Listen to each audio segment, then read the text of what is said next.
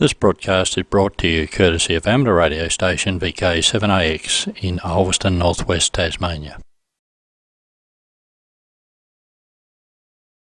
From around the world, this is Newsline, amateur radio's independent on-the-air news and bulletin service. Now, reporting from Union, Kentucky, here's Neil Rapp, WB9 VPG. Our top story comes to us from the UK, where ongoing changes to amateur radio licenses have come to a halt. Additional changes set for later this year have been delayed as the result of what the regulator calls system development issues. We have the details from Jeremy Boot, G4NJH. Hams in the UK who've been expecting additional changes in the licensing system before the end of this year are going to have to wait a bit longer for them to take effect, according to the regulator Ofcom. A recent announcement by Ofcom said that phases 2 and 3 of the licensing platform modifications were being delayed instead of going forward later this year and in early 2025. The planned changes include limits being set on the number of call signs an individual amateur can hold, in this case only one personal license per individual. This will require hams who advance to the next license class to surrender their previous license. Ofcom had hoped to introduce the M8 and M9 call signs for those passing the intermediate license exam to replace the 2 series and as an optional change for intermediate license holders currently holding the 2E0 and 2E1 call signs. It's expected that at some unknown point, however, Ofcom will take back all numeral 2 call sign prefixes. Also, when these changes take effect, hams will be permitted to change their call sign but not more than once every 5 years. The delay also affects changes to the application process for special events, which Ofcom has said will become simpler, fully automated and quicker. Ofcom did not give a date for when these changes would go forward. This is Jeremy Boot, G4NJH. As Cyclone Dana descended upon India recently, hams were deployed to keep messages getting through in case the information network was knocked out. We have more on that story from Jim Meechan, ZL2BHF. As eastern India prepared to be battered by Cyclone Dana on the night of October 23rd, amateur radio operators were getting in place to ensure lines of communications stayed open in the states of Odisha and West Bengal. Relief workers were deployed and 1.5 million people were evacuated and moved out of harm's way. The West Bengal Radio Club quickly established 2 amateur radio mobile stations at the request of the district magistrate. The hams also set up 3 base radio operations at governmental offices powered with backup battery power in case the weather took out the information infrastructure. With its arrival, the cyclone brought wind speeds of 100 to 110 kilometers per hour or 62 to 68 miles per hour, snapping power lines and uprooting trees. Airports and schools were shut down. The cyclone's wind gusts reached as high as 120 kilometers per hour or 75 miles per hour before weakening. Early reports from officials in Odisha indicated that there was no loss of life. Unfortunately, 1 person was reported killed in Bengal. This is Jim Meechan, ZL2BHF. India's foremost wireless pioneer is once again front and center in a month-long on-air tribute that lasts until mid-December. Want to work the station? Jason Daniels, VK2LAW, tells us how. For the past 17 years, DATA, the U2 DSI, has celebrated the pride of wireless communication in India. Born on the 30th of November 1858, Jagadish Chandra Bose was a scientist who gained global respect for his work in botany, physics and electromagnetism. He melded the many worlds of science in different ways to bring various discoveries to light. According to Britannica, his experiments in the 1890s with very short radio waves would eventually contribute insights for later researchers working in the realm of solid-state physics. He is perhaps best known among India's amateurs as the father of wireless communication. His discoveries were made with homebrew equipment. The scientist, who died in 1937, has touched the heart and imagination of DATA, who is once again calling CQ as Alpha Uniform to Juliet Charlie Bravo to honour him. This year, he'll be putting the special event call sign on the air from the 15th of November through to the 16th of December. For more details, see the QRZ page for AU2 JCB. This is Jason Daniels, VK7AX. Although many amateur radio special events focus on the earliest pioneering efforts that established communication via telegraphy, hams in Brazil are celebrating the 125th anniversary of the first wireless transmission of the human voice. The inventor-scientist was a Catholic priest. We hear more about him from Jeremy Boot, G4NJH.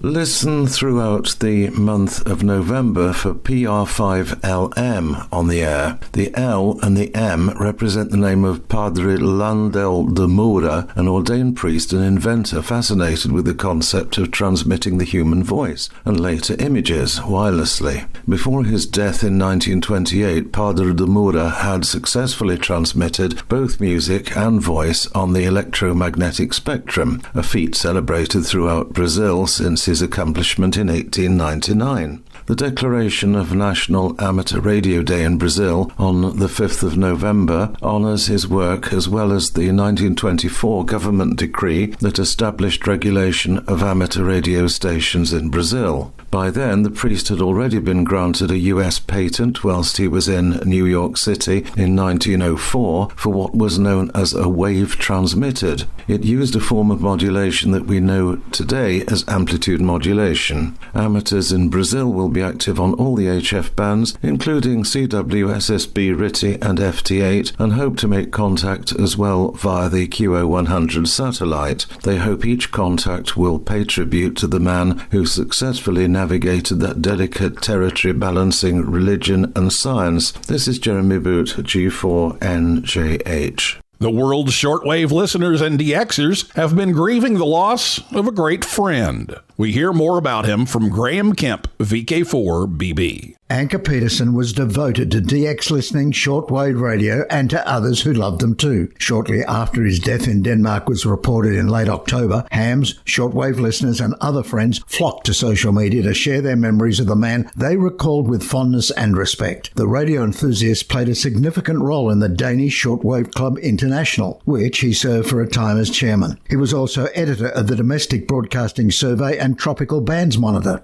Anker's voice could be heard as one of the presenters on the club's international shortwave news and music program, DX Window. The club disbanded in 2016. Anker was remembered as having founded the European DX Council in June of 1967. The council's membership eventually grew to include DX clubs and listeners in Asia and elsewhere in the Pacific region. This is Graham Kemp, VK4BB. In the latest blow to Boeing, one of its Intelsat communications satellites blew up in late October while in geostationary orbit and has been declared a total loss. The fragments are being tracked by the U.S. Space Force and Roscosmos, but U.S. officials said that they have detected no immediate threats to other satellites. The development is yet another setback for Boeing, which is already dealing with a variety of issues, including its troubled Starliner spacecraft, which NASA brought back to Earth without its two-person test flight crew on board because of thruster failures. No cause for the explosion was disclosed. The satellite is frequently used for internet, telephone, and satellite TV and radio broadcast signals. According to published reports, its launch in 2016 had been delayed by 3 months after it developed problems with its primary thruster. Time for you to identify your station. We are the Amateur Radio Newsline, heard on bulletin stations around the world, including the K6 PVR repeater in Ventura, California on Sundays at 6:30 p.m. local time. From Wynyard to Waverley, Stanley to Scottsdale, this is VK7AX. A Massachusetts ham and a North Dakota amateur radio club have been declared top scorers for their participation in Hamsi's Solar Eclipse QSO party this past April. Here's Dave Parks, WB8 ODF. Congratulations to Dennis Egan, W1UE, who claimed the highest score in the category of single op during Hamsi's Solar Eclipse QSO party. He shares the glory with the Sierras Valley Amateur Radio Club, K0AJW, in North Dakota, which claimed the #1 spot in the multi-op category. HamSci, the Citizen Science Investigation Organization, made the announcement on its website on the 24th of October and thanked all amateur radio operators who got on the air. Those QSOs helped generate data for space physics research about the eclipse's impact on the HF radio spectrum. And of course, that makes science itself the biggest winner. This is Dave Parks, WB8ODF. A hydrogen balloon from Arizona has ended its months of silence with transmissions that were picked up by a ground station in Antarctica. John Williams, VK4JJW, has more on what happened.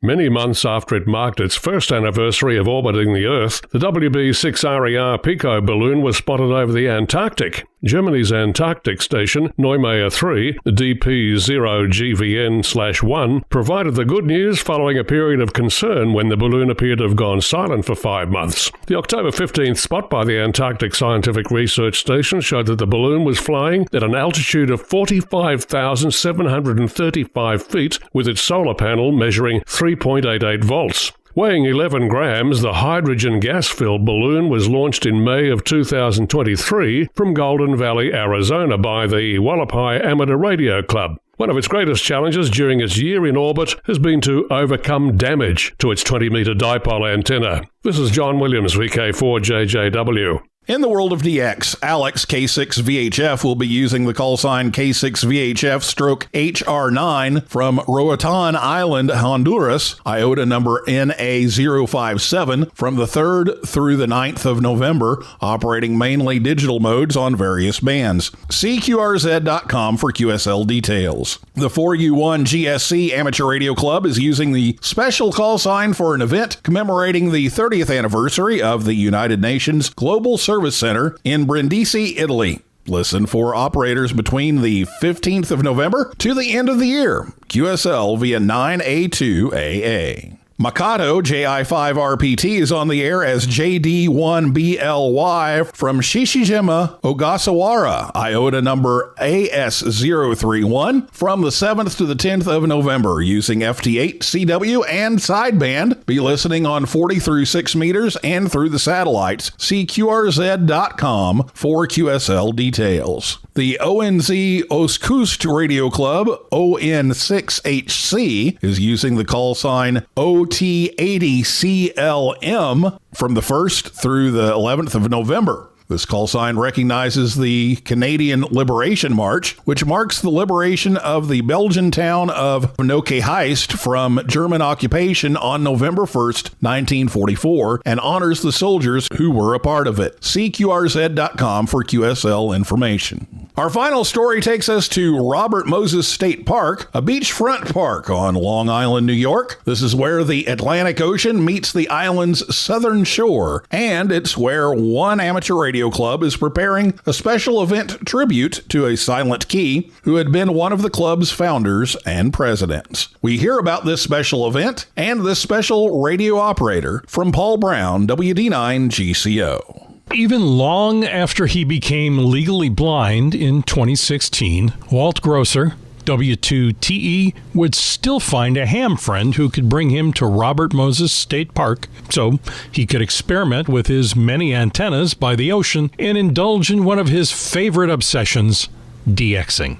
Licensed since November of 1948, Walt was the son of Raymond Grosser, 3WB, and the father of John Grosser, W2ATE. He was an avid and proficient CW operator who belonged to the Long Island DX Association and the Long Island CW Club.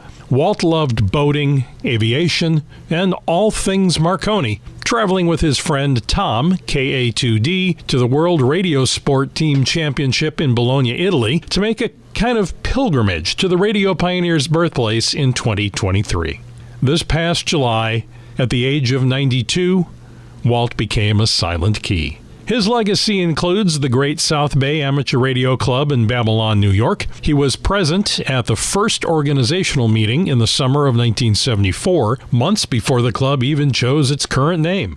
He eventually served as the group's second president, succeeding the founding president, Bob Myers, K2TV. On Saturday, November 9th, Great South Bay members will be on the HF bands from 8 a.m. to 4 p.m. local time. Although they'll be calling QRZ with the club call sign W2GSB, with every QSO, their thoughts will be of W2TE, a founder and a friend forever missed. This is Paul Brown, WD9GCO. If a good day of radio is like poetry to you, pick up a pencil and join the Amateur Radio Newsline Haiku Challenge. Share your experience by sending an original haiku to us here at Newsline. Use the entry form on our website, arnewsline.org, and please follow the rules for writing your 3-line haiku. Sorry, but we cannot accept any entries that aren't written in traditional haiku form. Share with fellow listeners the poetry that is inspired by your ham radio experience. With thanks to Amateur Radio Daily, AminaharaRadio.com, AMSAT News Service, Bob Myers, K2TV, DATA, VU2DSI, David BR, K7DB, Engadget, European DX Council, 425DX News, Great South Bay Amateur Radio Club, Kathmandu Post, Landalidmora.org, Millennium Post, Ofcom, QRZ.com, Radio World, ShortwaveRadio.de, The Statesman, and you, our listeners. That's all from the Amateur Radio Newsline. We remind our listeners that Amateur Radio Newsline is an all-volunteer, non-profit organization that incurs expenses for its continued operation. If you wish to support us, please visit our website at arnewsline.org and know that we appreciate you all. We also remind our listeners that if you like our newscast, please leave us a 5-star rating wherever you subscribe to us. For now, with Karen Eve Murray, KD2GUT at the news desk in New York, and our news team worldwide, I'm Neil Rapp, WB9VPG in Union, Kentucky, saying 7-3. And as always, we thank you for listening. Amateur Radio Newsline is copyright 2024, all rights reserved.